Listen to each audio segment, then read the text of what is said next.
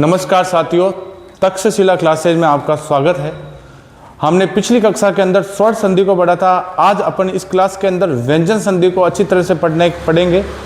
अब आगे कई सारी वैकेंसियाँ आ गई है, जैसे कि रीट मेंस, हाई कोर्ट और सब इंस्पेक्टर। इनमें है ना संधि से कई सारे क्वेश्चन पूछे जाएंगे। संधि एक ऐसा टॉपिक है, अगर आपने संधि अच्छी तरह से नहीं किया तो आप उपसर्ग का टॉपिक अच्छी तरह से नहीं कर पाएंगे। तो आज अपन व्यंजन संधि के बारे में पढ़ेंगे। तो साथियों, व्यंजन संधि के बारे में पढ़ेंगे। हमने पिछली कक्षाओं के अंदर जब मैंने वर्णमाला की क्लास पढ़ाई थी आपको, तब आपको मैंने ना व्यंजनों के बारे में बताया था कि हिंदी के अंदर कुल व्यंजन होते हैं 33। क ख ग घ ण च छ ज ज ण ट ठ ड ढ ण त थ द ध ण प फ ब भ म य र ल व स स स स ह। ये कुल मैंने 33 व्यंजनों के बारे में बताया था। आपको संधि पढ़ने से पहले आपको वर्णमाला का आना बहुत ही ज़्यादा जरूरी है। अगर आपको वर्णमाला नहीं आती तो आपको संधि में बहुत ही ज़्यादा प्रॉब्लम परेशानी आएगी। ये बाकी वर्णमाला टॉपिक है वो व्यंजन संधि में बहुत ही ज़्यादा इंपॉर्टेंट रखता है, ठीक है ना। तो आज अपन जो व्यंजन संधि के बारे में अपन पढ़ने वाले हैं।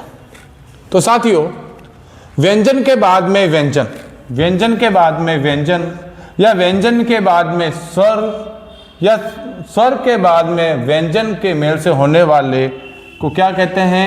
व्यंजन संधि कहते हैं। कहने का मतलब क्या है कि व्यंजन के बाद में व्यंजन आए, या व्यंजन के बाद में स्वर आए, या स्वर के बाद में व्यंजन आए, उसे क्या कहते हैं? व्यंजन संधि कहते हैं। एग्जाम में परिभाषाएं नहीं पूछी जाएगी। ये परिभाषाएं समझने के लिए मैंने लिखवाई है कि आपको वो टॉपिक आसानी से समझ में आए। इसको सिंपल डिफिनेशन में मैंने लिख दिया कि व्यंजन के बाद में व्यंजन आए, या व्यंजन के बाद में स्वर आए, या स्वर के बाद में व्यंजन आए, उसे क्या कहते हैं साथियों? व्यंजन संधि कहते हैं। क्या कहते हैं? व्यंजन संधि। हमने स्वर संधि के बारे में अपने पढ़ा था। दीर्घ संधि, गुण संधि, वृद्धि संधि, यण संधि, अयादि संधि पढ़ी थी। व्यंजन संधि के अंदर हम नियमों को पढ़ेंगे। नियम नंबर 1, नियम नंबर 2। तो हमने सबसे पहले अपन जो नियम नंबर 1 लिया है वो है वर्ग के प्रथम वर्ण का तीसरे वर्ण में बदलना। अब आप बोलोगे सर वर्ग का प्रथम वर्ण और तीसरा वर्ण क्या है? तो आपको जब मैंने हिंदी, तो हम अब नियम नंबर 1 पढ़ रहे हैं। मैंने आपको क्या बताया था कि वर्ग के प्रथम वर्ण का किसमें बदलना? तीसरे वर्ण में बदलना। अब वो कैसे बदला जाता है? तो देखो, नियम नंबर 1 को वापस मैं बता देता हूं कि वर्ग के प्रथम वर्ण का, वर्ग का प्रथम वर्ण का तीसरे वर्ण में कैसे बदला जाता है? तीसरे वर्ण में कैसे बदला जाता है? अगर दूसरे खंड में क्या हो? स्वर हो, या फिर य र ल व ह हो, या वर्ग का तीसरा, चौथा, पांचवा वर्ण हो, तो है ना, मतलब ये प्रथम वर्ग का जो है ना, ये वर्ग का प्रथम वर्ण किसमें बदल जाएगा? तीसरे वर्ण में। अब वो मैं आपको कैसे बताता हूं। देखो, दिग प्लस अंबल लिखा हुआ है। अब ये क क्या है? वर्ग का क्या है? प्रथम वर्ण है। वर्ग का प्रथम वर्ण हो गया क ख ग घ ण। तो वर्ग का प्रथम वर्ण क्या हो गया? क। दूसरे खंड में क्या आना चाहिए? स्वर हो, या य र ल व हो, या वर्ग का तीसरा, चौथा, पांचवा हो। तो हमें दिख रहा है कि यहाँ पे क्या है? अ है, और अ क्या है? स्वर है। क्या है ये? स्वर है। तो ऑब्वियसली क है ना, किसमें बदल जाएगा? तीसरे वर्ण में बदल जाएगा। तो क का तीसरा वर्ण है क, ख और ग। क्या हो गया? क, ख और ग। तो ये क किसमें बदल जाएगा? तीसरे वर्ण में बदल जाएगा, आधा ग। अब ये क्या है? स्वर है। स्वरों को कभी भी नहीं लिखा जाता। स्वर फिर किस में चला जाएगा? व्यंजन में चला जाएगा। अब ये दिख रहा है ग दिख रहा है, वो क्या है? आधा है। क्या है साथियों? आधा है। जब अस्वर चला जाएगा तो फिर क्या हो जाएगा? दिगंबर। क्या हो जाएगा? दिगंबर। उसी प्रकार देखो, दिक प्लस गज, दिक प्लस गज। अब यहाँ पे वर्ग का प्रथम वर्ण है, ठीक है ना। अब हमको है ना, मतलब ये वर्ग के प्रथम वर्ण को तीसरे वर्ण में बदलना है। तो कैसे बदलेंगे? तो सबसे पहले देखेंगे दूसरे खंड का पहले वर्ण के अंदर कोई स्वर दिख रहा है क्या? नहीं दिख रहा है सर। फिर आपको देखना है य र ल व ह दिख रहा है क्या? नहीं दिख रहा है। फिर देखना वर्ग का तीसरा, चौथा, पांचवा वर्ण देखना है, दिख रहा है क्या? हाँ सर दिख रहा है। वर्ग का तीसरा, चौथा, पांचवा वर्ण में तीसरा वर्ण दिख रहा है सर, क, ख और ग। 1 नंबर, 2 नंबर और 3 नंबर। 3 नंबर पर आ गया। तो मतलब ये है ना, मतलब कौन सा है? वर्ग के प्रथम वर्ण को तीसरे वर्ण में बदल सकते हैं। तो दिक प्लस गज, तो क्या हो जाएगा? दिग्गज। ये क किसमें बदल जाएगा? तीसरे वर्ण में बदल जाएगा। तो ये क्या हो गया? दिग्गज हो गया। अब देखो, ये क्या लिखा हुआ है? षट प्लस यंत्र लिखा हुआ है। साथियों देखो, ट है, ये वर्ग का प्रथम वर्ण है। फिर देखो यहाँ पे दूसरे खंड में स्वर है क्या? नहीं है। फिर देखो य र ल व ह है क्या, हाँ सर य तो दिख रहा है, तो ये ट किसमें मिल जाएगा, तीसरे वर्ण में, ट ठ और ड, तो ये क्या हो जाएगा, षड्यंत्र। क्या हो जाएगा साथियों, षड्यंत्र हो जाएगा। भगवत प्लस गीता का क्या हो जाएगा, भगवत गीता। देखो यहाँ पे क्या है, ट है, और यहाँ पे क्या है, वर्ग का तीसरा वर्ण दिख रहा है आपको, तो क्या हो जाएगा, Bhagavad Gita. Up plus the, प है वो वर्ग का प्रथम वर्ण है, फिर दूसरे खंड के अंदर क्या देखो, त थ और द, ये भी देखो वर्ग का तीसरा वर्ण है, तो क्या हो जाएगा, ये वर्ण किसमें बदल जाएगा, तीसरे में बदल जाएगा, तो क्या हो जाएगा, अब्ध। उत प्लस योग का क्या हो जाएगा, उद्योग हो जाएगा साथियों। क्या हो जाएगा, उद्योग। यहां पे देखो साथियों क्या लिखा हुआ है, वागिस। कुछ टीचर है वो बता देते हैं कि बड़े ऊ की मात्रा दिख जाए, बड़े ई की मात्रा दिख जाए, बड़े आ की मात्रा दिख जाए, तो बच्चों आपको वृद्धि स्वर संधि लिखनी है, आंतरिक स्वर संधि लिखनी है। लेकिन मैं आपको बता देता हूं, संधि को टुकड़े करने पर उनके दोनों में से अर्थ निकलना जरूरी है। जब उनके अर्थ निकल जाते हैं तो ही वो संधि कहलाती है, और संधि हमेशा तत्सम शब्दों में होती है। तो अगर अपन इसके टुकड़े करेंगे तो कहां से करेंगे, यहां से करेंगे, तो वाक प्लस इस।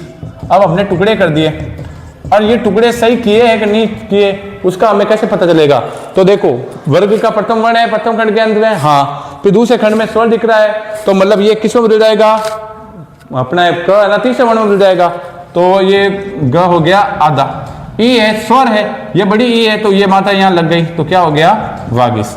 जगदम्बा, ये क्या लिखा हुआ है, जगदम्बा, इसका क्या होगा, जगत प्लस अंबा। साथियों आजादी का क्या होगा,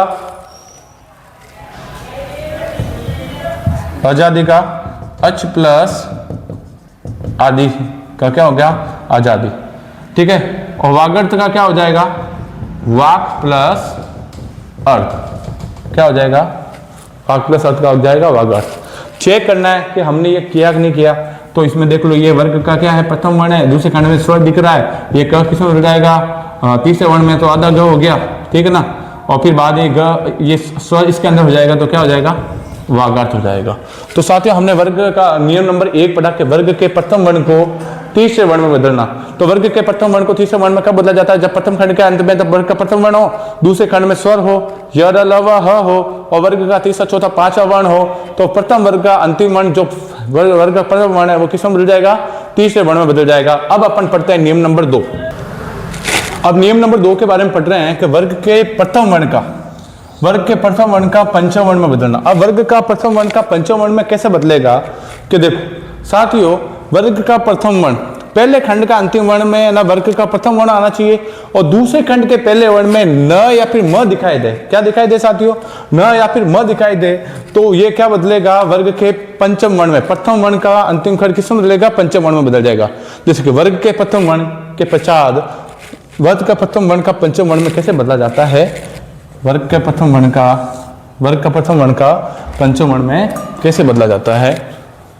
दूसरे खंड में आपको न दिखाई देते या फिर म दिखाई देते, तो वर्ग का प्रथम वर्ण किसमें बदल जाएगा, पंचम वर्ण में बदल जाएगा। किसमें बदल जाएगा, पंचम वर्ण में। वर्ग के प्रथम वर्ण के पश्चात दूसरे खंड का पहला वर्ण न या म दिखाई दे, तो प्रथम वर्ण का अंतिम वर्ण पंचम वर्ण में बदल जाएगा। देखो यहां पे क्या है, वर्ग का प्रथम वर्ण है दूसरे खंड के अंदर त, ठीक है। दूसरे खंड में अगर आपको न या फिर म दिखाई दे, तो ये त है ना, वो पंचम वर्ण में बदल जाएगा। त का पंचम वर्ण है त, थ, द, ध और न, 1 नंबर और 5 नंबर, त, थ, द, ध, न, त, थ, द, ध और न, 1 नंबर, 2 नंबर, 3 नंबर, 4 नंबर और 5 नंबर। तो ये किसमें बदल जाएगा, पंचम वर्ण में बदल जाएगा, ठीक है ना। सो सत प्लस नारी, तो क्या होगा, सन्नारी। क्या हो जाएगा साथियों, सन्नारी,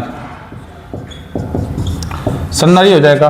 वाक प्लस में, साथियों वाक प्लस में, तो देखो सबसे पहले देखो ये वाक प्लस में, मैं यहाँ पे थोड़ा बड़े बड़े अक्षरों में लिख देता हूँ। देखो यहाँ पे वर्ग का प्रथम वर्ण है, दूसरे खंड में मैंने आपको बताया न या फिर म दिखाई दे, तो ये किसमें बदल जाएगा, पंचम वर्ण में। क ख ग घ ण, तो ये पंचम वर्ण में बदल जाएगा, तो क्या हो जाएगा वर्ण में, जगत प्लस नाथ, जगत प्लस नाथ, तो यहाँ पे त आ गया। क्या आ गया साथियों, त आ गया। दूसरे खंड में क्या आ गया, न आ गया। प्रथम खंड का अंतिम वर्ण यहाँ पे क्या दिख रहा है, त दिख रहा है। दूसरे खंड का पहला वर्ण क्या दिख रहा है, न दिख रहा है। ये त है ना, किसमें बदल जाएगा, पंचम वर्ण में।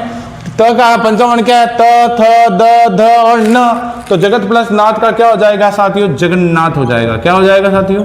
जगन्नाथ हो जाएगा। अब देखो सत प्लस मार्ग लिखा हुआ है, यहाँ पे त है, ठीक है ना, ये वर्ग का प्रथम खंड है, वर्ग का प्रथम वर्ण है, ठीक है ना, पहले खंड के अंदर। दूसरे खंड में देखो ये न या फिर म दिखाई देना चाहिए, इसमें क्या दिख रहा है? म दिख रहा है। तो ये त किस में बदल जाएगा? पंचम वर्ण में बदल जाएगा, त, थ, द, ध, न। तो सत प्लस मार्ग का क्या हो जाएगा? सन्मार्ग। क्या हो जाएगा साथियों? सन्मार्ग। सठ प्लस मास का क्या हो जाएगा साथियों? षणमास हो जाएगा। क्या हो जाएगा साथियों? षणमास हो जाएगा। अब देखो ये तो हमने इनकी तो क्या की थी? संधि की थी। इसका हम लोग क्या करेंगे? विच्छेद करेंगे। देखो श्रीमन नारायण लिखा हुआ है, अब इसके टुकड़े करेंगे कहां से? ये देखो न से। देखो ये न है, अब ये न कैसे बना? दूसरे खंड में ये न आया होगा तब है ना, ये मतलब त का क्या बना? न होना। तो इसका होगा श्रीमत नारायण। अब ये हमने ये संधि विच्छेद सही किया कि नहीं किया? अब हमें कैसे पता? अब हम इसकी क्या करेंगे? वापस संधि करेंगे। देखो वर्ग का क्या है? ये पहला वर्ण, देखे ना, और दूसरे खंड में क्या है? ना दिखा। तो ये त कितना मिल जाएगा? अंतिम वर्ण में था द, द, न। हाँ तो क्या हो गया? श्रीमन नारायण। तो मतलब ये सही है, ठीक है ना। तो साथियों नियम नंबर 2 क्या बोलता है? नियम नंबर 2 बोलता है कि वर्ग के प्रथम वर्ण का पंचम वर्ण में बदलना। देखो नियम नंबर 1 के अंदर हमने क्या पढ़ा था? वर्ग के प्रथम वर्ण का तीसरे वर्ण में बदलना। उसमें क्या था? वर्ग के प्रथम वर्ण का वर्ग के आना प्रथम वर्ण था, दूसरे खंड में था स्वर य, र, ल, व, ह, और तीसरा चौथा पांचवा वर्ण था। नियम नंबर अपन 3 पढ़ रहे हैं, दंत्य स का मूर्धन्य स में बदलना। दंत्य स, मैंने ये आपको दंत्य स, तालव्य स, मूर्धन्य स के बारे में वर्णमाला वाली क्लास के अंदर देखा था। अगर आपको इसके बारे में पता नहीं है तो हमारी पिछली क्लास को जरूर देखिए। दंत्य स का मूर्धन्य स में बदलना। अब ये दंत्य स का मूर्धन्य स में कैसे बदलता है? दंत्य स मीन्स स से सड़क वाला स, और मूर्धन्य स कौन सा? स से षटकोण वाला स। इसका इसमें कैसे बदलता है बोले तो, दंत्य स का मूर्धन्य स में बदलना। दंत्य स का किसमें बदलना? मूर्धन्य स का।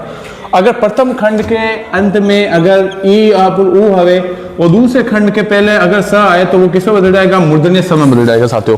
किसमें बदल जाएगा? मूर्धन्य स में बदल जाएगा। प्रथम खंड के अंतिम वर्ण में अगर ई या ई की मात्रा, छोटी ई की मात्रा या छोटे ऊ की मात्रा दिख जाए और दूसरे खंड में अगर आपको स से सड़क वाला दिख जाए तो ये स किसमें बदल जाएगा? हाँ में बदल जाएगा। तो वो कैसे बदलेगा साथियों? तो देखो परिभाषा। परिभाषा एग्जाम में नहीं पूछी जाती। परिभाषा इसलिए लिखवा रहा हूं क्योंकि आपको वो नियम समझ में अच्छी तरह से आए, और इसके प्रॉपर आप नोट्स जरूर बनाइए जिससे आगे आपको कभी समस्या नहीं आए। हिंदी की संधि के अंदर बिल्कुल भी नहीं आए। और मैं आपको बता देता हूं, अगर आपको संधि सही से नहीं आई है तो मतलब आपका उपसर्ग भी सही से नहीं आने वाला। कई सारे स्टूडेंट बोलते हैं कि सर हमें ना उपसर्ग में बहुत ही ज्यादा परेशानी आती है। अब उपसर्ग में उसको परेशानी इसलिए आती है क्योंकि उसने सही ढंग से संधि का ढंग से अध्ययन नहीं किया। अगर वो बच्चा सही ढंग से संधि का अध्ययन कर ले तो उसका उपसर्ग नामक टॉपिक है ना बहुत ही आसानी से हो जाएगा। तो देखो क्या है, पहले खंड के बाद अगर स्वर ई या फिर ऊ आए, क्या है? ई या फिर ऊ आए स्वर, तथा दूसरे खंड में पहला अक्षर क्या है? दंत्य स आए, तो वह मूर्धन्य स में बदल जाएगा। आप जरूर ये अपनी कॉपी के अंदर जरूर लिखना जिससे आपको आसानी से समझ में आए। तो देखो प्रथम खंड के अंत में ई या फिर ऊ आना चाहिए और दूसरे खंड में स से सड़क वाला है तो वह स से सड़क वाला आना, जो दंत्य स है वो मूर्धन्य स में बदल जाएगा। यहाँ पे आपको दिख रहा है प्रथम खंड के अंदर कौन सा दिख रहा है? ई की मात्रा दिख रही है और दूसरे खंड में आपको दंत्य स दिख रहा है, तो इसके अंदर कौन सा हो जाएगा? ये मूर्धन्य स में बदल जाएगा। तो क्या हो जाएगा? अभी प्लस से का क्या हो जाएगा? अभिषेक हो जाएगा। क्या हो जाएगा? अभिषेक। अब देखो ये अभिषेक आ गया। अब एग्जाम में आपको कैसे क्वेश्चन पूछे जाएंगे? संधि से तो पूछेंगे ही, लेकिन आपको उपसर्ग में भी कैसे क्वेश्चन पूछे जाते हैं? क्वेश्चन ये पूछा गया,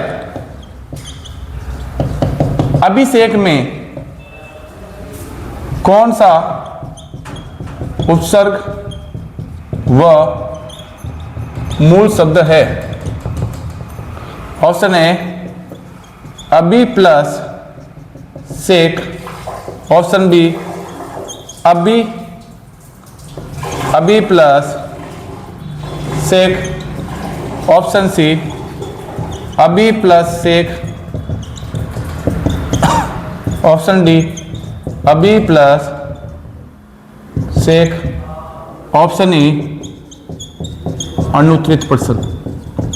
तो साथियों हमने व्यंजन संधि पढ़ी थी, व्यंजन संधि का नियम नंबर 30 अच्छी तरह से पढ़ाया था। सर ने बताया था कि प्रथम खंड के अंत में अगर ई या फिर ऊ की मात्रा दिख जाए, दूसरे खंड के अंदर अगर आपको दंत्य स दिख जाए तो वो दंत्य स मूर्धन्य स में बदल जाएगा। तो सर अभी प्लस से का क्या होगा, तो आप खुद बता सकते हो, ये अभी प्लस से का ऑप्शन नंबर सी, क्योंकि ये मैंने आपको यहाँ पे करवा चुका हूँ। ये उपसर्ग में भी बहुत ही ज्यादा काम का है साथियों, ठीक है। ठीक, फिर नेक्स्ट है परि प्लस सद। परि प्लस सद का क्या होगा साथियों, परिसद होगा। देखो यहाँ पे एक ही मात्रा दिख रही है, दूसरे खंड में आपको दंत्य सद दिख रहा है, अभी दंत्य स मूर्धन्य स हो जाएगा तो क्या हो जाएगा, परिसद हो जाएगा साथियों। क्या हो जाएगा, परिसद। अब इसके अंदर भी पूछ लेता है भाई कौन सा उपसर्ग है, तो कौन सा है, परि।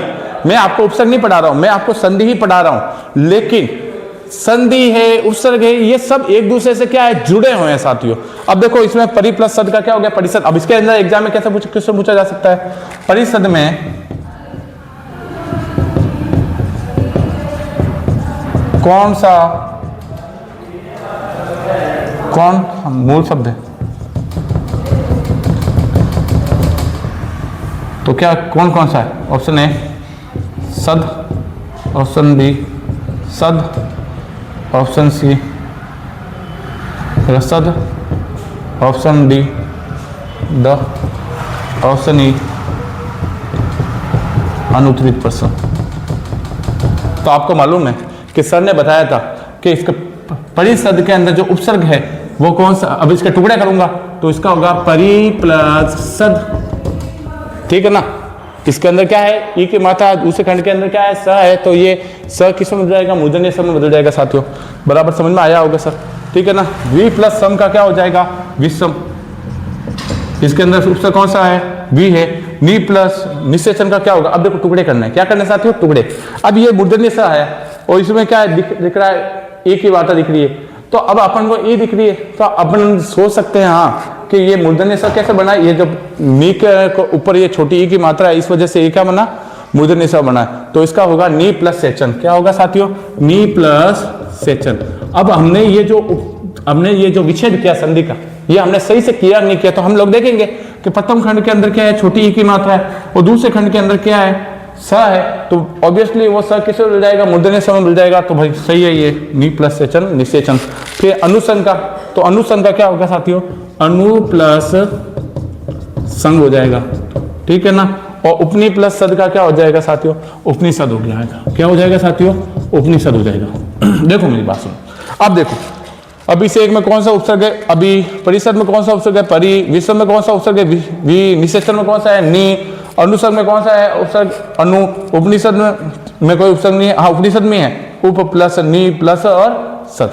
देखो साथियों आपको संधि नामक टॉपिक बहुत अच्छी तरह से करना है। ये नियम नंबर 3 आपको बहुत अच्छी तरह से समझना आना चाहिए। तो देखो नियम नंबर 3 यही बताता है कि प्रथम खंड के अंत में अगर आपको ई या फिर ऊ की मात्रा दिख जाए और दूसरे खंड का पहले वर्ण के अंदर आपको दंत्य स दिखाई दे, तब है ना विच्छेद करते हैं ना, वो क्या हो जाएगा, मूर्धन्य स हो जाएगा। जैसे अभी प्लस से का क्या हो जाएगा, अभी प्लस ए का अभिषेक हो जाएगा। देखो ये दंत्य स है, इसका किस में बदल दिया मैंने, मूर्धन्य स में बदल दिया, ठीक है ना।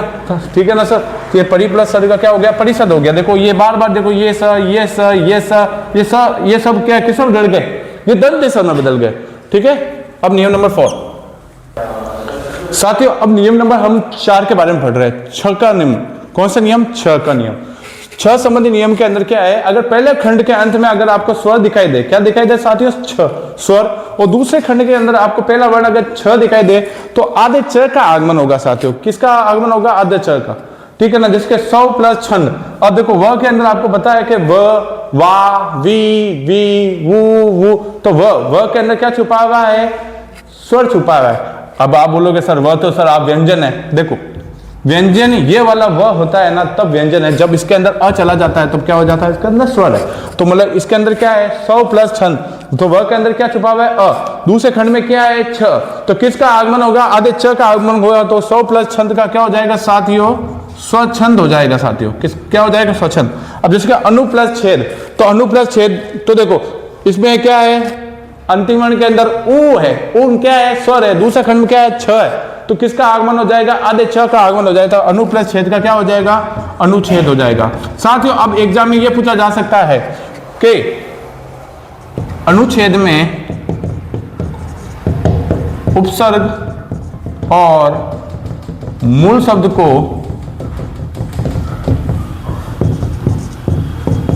अलग करो। अब अनुच्छेद का, तो अब देखो जिसका पढ़ा हुआ होगा तो देखो उसको पता है कि भाई ऑप्शन नंबर ए, ये देखो एक तो देख लो, ये है अनु प्लस छेद, बी अन प्लस छेद, सी अनु प्लस छेद, डी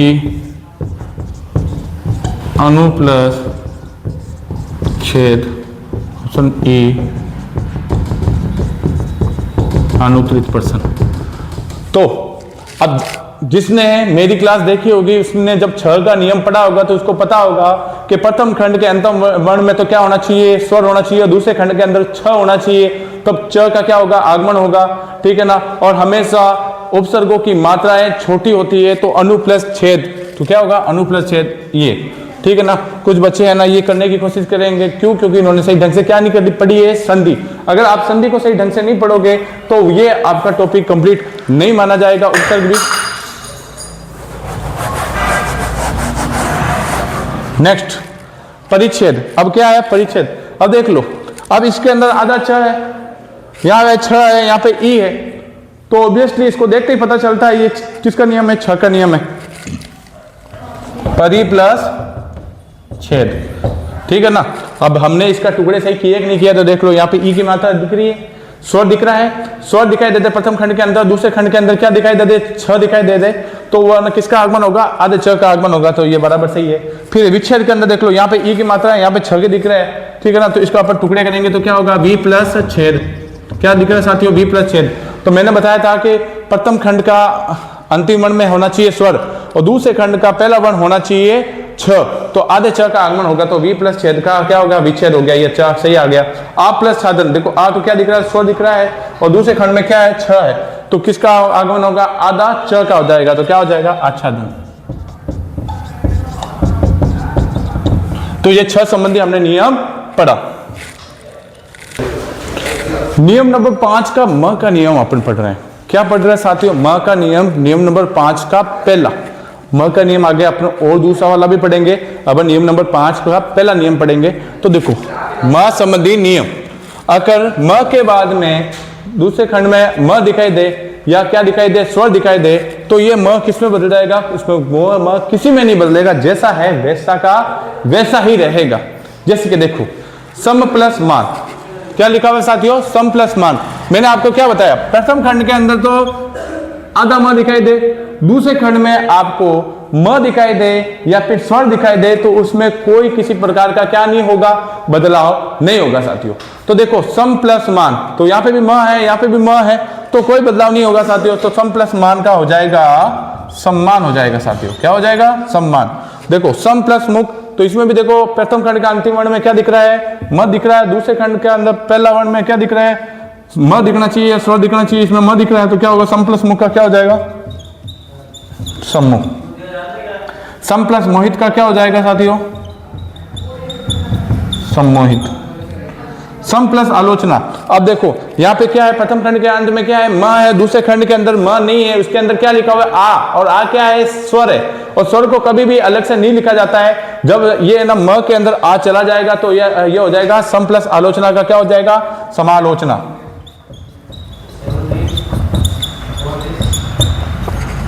अब देखो सम प्लस इक्सा, इसमें भी क्या दिख रहा है, स्वर दिख रहा है, इसमें क्या है, म है, तो सम प्लस इक्सा का क्या हो जाएगा, समीक्षा। सम प्लस आद, तो देखो सम यहाँ म दिख रहा है, यहाँ पे आ है, तो क्या हो जाएगा साथियों, समास। तो साथियों हमने क्या पढ़ा, हमने नियम नंबर 5वें का पहला नियम म का नियम पढ़ रहे हैं। नियम नंबर 5वें का म के नियम के अंदर क्या है कि प्रथम खंड का अंतिम वर्ण में म दिखाई दे और दूसरे खंड का पहले वर्ण में स्वर हो या फिर म हो, तो उस म में कोई किसी प्रकार का क्या नहीं होगा, बदलाव नहीं होगा। जैसे कि हमने ये पढ़ा, सम प्लस मान का सम्मान, सम प्लस मुख का सम्मुख, सम प्लस मोहित का सम्मोहित, सम प्लस आलोचना का सम प्लस आलोचना का समालोचना, सम प्लस इच्छा का समीक्षा, और सम प्लस आज का समास पढ़ा। अब हम लोग म का नियम दूसरा पढ़ेंगे। अब हम लोग 5वें का म का नियम पढ़ रहे हैं, म का दूसरा नियम पढ़ रहे हैं। मैंने बताया था म संबंधी नियम। अब म का है ना किस में बदलना, म का अनुस्वार या पंचम वर्ण में बदलना। म का क्या बनना, पहले क्या था, म में कोई बदलाव नहीं आया था। मैंने बोला था कि म प्रथम खंड के अंत में म हो और दूसरे खंड में अगर म या फिर स्वर दिखाई दे तो कोई बदलाव नहीं होगा। लेकिन इस बार म के बाद में म को छोड़ के कोई भी वर्गीय व्यंजन आ जाए, और वर्गीय व्यंजन कौन से हैं, क ख ग ग च छ ज ण ट ठ ड ण त थ द द ण प फ ब भ, किसको, म को छोड़ के। फिर य र ल व स और ह हो, ये आए तो म किस में बदल जाएगा, पंचम वर्ण में या फिर अनुस्वार में बदल जाएगा साथियों। तो देखो यहाँ पे क्या है, म है और दूसरे खंड में क्या है, द, और द क्या है, पंचम अमर, द क्या है, वर्गीय व्यंजन है, त थ द द। तो अब त थ द, तो ये म किस में मिल जाएगा, अनुस्वार मिल जाएगा। सम प्लस देश का क्या हो जाएगा, संदेश हो जाएगा साथियों। म को छोड़कर कोई भी वर्गीय व्यंजन है, अब वर्गीय व्यंजन कुल कितना होता है, 25, 25 माइनस 1 कितना हो गए, 24। जैसे क ख ग घ ण च छ ज ण ट ठ ड ढ ण त थ द द न और प फ ब भ, ये फिर य र ल व स ह, ये दिखाई दे तो म पंचम वर्ण में या फिर अनुस्वार में बदल जाएगा। तो सम प्लस देश का क्या हो जाएगा, संदेश। देखो इसके अंदर देखो ये म दिख रहा है, दूसरे खंड में क्या दिख रहा है, द दिख रहा है, ठीक है। द क्या है, वर्गीय व्यंजन है, या क्या आ गया, म आ गया। तो ये म है ना किस में बदल जाएगा, अनुस्वार में बदल जाएगा या फिर पंचम वर्ण में बदल जाएगा। तो सम प्लस देश का क्या हो जाएगा, संदेश, अनुस्वार में। और अगर मैं इसको पंचम वर्ण में लिखूं तो देखो द है, ये क्या दिख रहा है बेटा, द, और द का अंतिम वर्ण होता है त थ द ध ण, तो अनुस्वार भी है ना, मतलब वो लिखा जाएगा, क्या लिखा जाएगा, संदेश। अहम प्लस कार, तो देखो ये म है, दूसरे खंड में क्या है, क, वर्गीय व्यंजन है, तो है ना ये म किस में मिल जाएगा, किस में मिल जाएगा साथियों, अनुस्वार मिल जाएगा। तो अहम प्लस कार का क्या हो जाएगा, अहन का। और अगर मेरे को अनुस्वार नहीं लिखना है तो ये क का अंतिम वर्ण क्या होता है, हण होता है, तो क्या हो जाएगा, अहन का। देखो अब यहां दिख रहा है सम प्लस तोष, क्या हो जाएगा, संतोष हो जाएगा साथियों। और अगर मेरे को अनुस्वार नहीं लिखना है, इसका पंचम वर्ण लिखना है, तो क्या हो जाएगा, संतोष। सम प्लस घर्ष का क्या हो जाएगा साथियों, संघर्ष हो जाएगा। ये म यहाँ पे क्या है, वर्गीय व्यंजन है, तो क्या हो गया साथियों, संघर्ष। सम प्लस न्यासी का क्या हो जाएगा साथियों, सन्यासी हो जाएगा, या फिर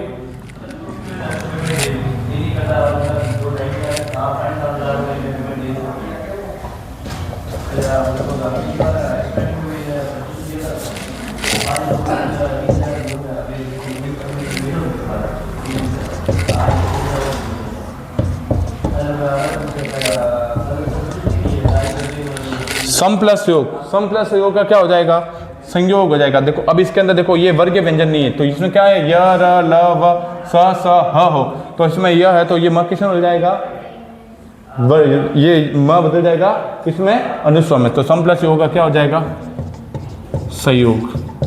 सम प्लस हार, और सम प्लस हार है तो ये देखो यहाँ पे देखो ह आया, ये पहले म है, दूसरे खंड में वर्गीय व्यंजन या फिर य र ल व स ह हो, तो ये म किस में मिल जाएगा, अपने अनुस्वार मिल जाएगा। तो सम प्लस हार का क्या हो जाएगा, संहार हो जाएगा। अब जैसे को संजय, अब इसके टुकड़े करेंगे तो इसका क्या हो जाएगा, सम प्लस जय, क्या हो जाएगा, सम प्लस जय। अब देखो ये म है और दूसरे खंड में क्या है, ज है, क्या है साथियों, ज। तो ये म है ना, अब देखो ये म है और दूसरे खंड में ये ज है, जो क्या है, वर्गीय व्यंजन है। अब ये इसका क्या होगा, सम प्लस जय, मतलब क्या हो गया, संजय हो गया। अब मेरे को अनुस्वार नहीं लिखना, मेरे को कोई मतलब दूसरा लिखना है, तो देखो ज है ना, च की लाइन खाता है, च छ ज ज ण, देखो च छ ज झ और ण, ये वाला होता है। तो भाई इस हिसाब से, तो फिर बाद में ये ज आ गया ना, इस हिसाब से ये म किसको कैसे लिखेंगे, ऐसे लिखेंगे, संजय। सम प्लस दीप का क्या हो जाएगा साथियों, संदीप हो जाएगा, क्या हो जाएगा साथियों, संदीप। और अगर मेरे को अनुस्वार नहीं लिखना है तो देखो द आ गया, तो द आएगा, तो द किस में लाइन में आता है, त थ द ध और न, ये द दिख रहा है तो इसका न, इस तो ये हो गया संदीप। सम प्लस विधान का क्या हो जाएगा, संविधान हो जाएगा। तो साथियों आज हमने व्यंजन संधि के बारे में पढ़ा। व्यंजन संधि की क्लास आज पूरी खत्म नहीं होती है, क्योंकि व्यंजन संधि का अगला पार्ट और आने वाला है। तो देखो साथियों, आज हमने क्या पढ़ा, व्यंजन संधि पढ़ा। इसमें हमने नियम नंबर 1 से लेकर नियम नंबर 5 को बेहतरीन ढंग से पढ़ा। ये नियमों को आपने अच्छी तरह से कॉपी में उतारना है, और जब ये पूरा टॉपिक कंप्लीट हो जाए तो आपको उसके प्रश्नोत्तर क्वेश्चन भी मैं लेकर आऊँगा, और उसको भी अपन को क्या करना है, हल करना है। आज के लिए बस।